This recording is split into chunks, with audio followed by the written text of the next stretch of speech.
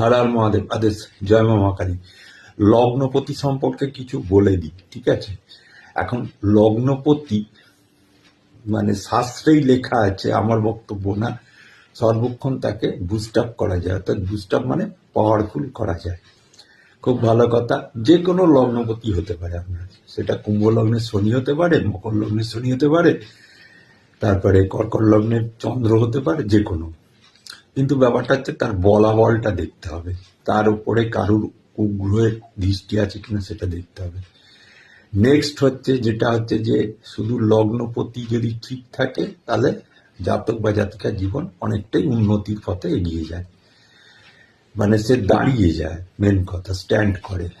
কিন্তু ব্যাপারটা হচ্ছে দেখা যাচ্ছে যে লগ্নপতি ছকেতে সবল হয়ে আছে, কোনো অশুভ প্রভাবে নেই, তখন দেখতে হয় যে আত্মাকারক গ্রহ যে চালিয়ে নিয়ে যাবে জাতককে বা জাতিকাকে, সারা জীবন ধরে চালিয়ে নিয়ে যাবে, সেই আত্মাকারক গ্রহ শুভ পজিশনে আছে কিনা।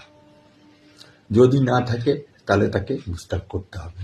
আমি বলবো না আত্মাকারক গ্রহ, বলবো না কে আত্মাকারক, কিভাবে আত্মাকারক হয় আমি বলবো না। অনেক পণ্ডিতরা আছেন, আমি জানি, বড় বড় জ্যোতিষ পণ্ডিতরা আছে।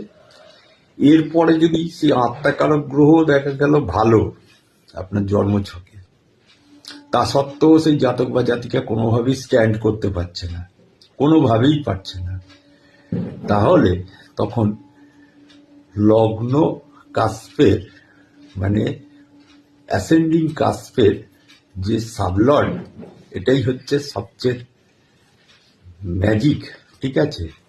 যেটা আমি কৃষ্ণমূর্তি অ্যাস্ট্রোলজার বলে আমি আপনাদের গর্ব করছি না।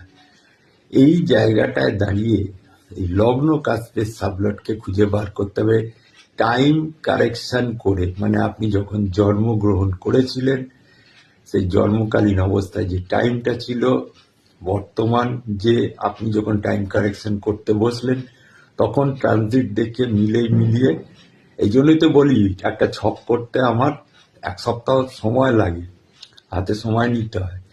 সেটা দেখে ওই কাস্পের সাবলটকে দেখতে হবে যে সে সিগনিফিকেটারে কি কি কানেক্ট করেছে, 3, 6, 8, 12 কি ইত্যাদিকে কানেক্ট করেছে কিনা, মানে দুস্থানকে কানেক্ট করেছে কিনা, বা কোনো মানে অশুভ প্রেক্ষাতে আছে কিনা, মানে অশুভ গ্রহের এখানে কিন্তু কোনো দৃষ্টি মিষ্টি নেই, ওসব গুলি মেরে দিন, ওসব ট্র্যাডিশনালে আছে, ঠিক আছে? এখানে অশুভ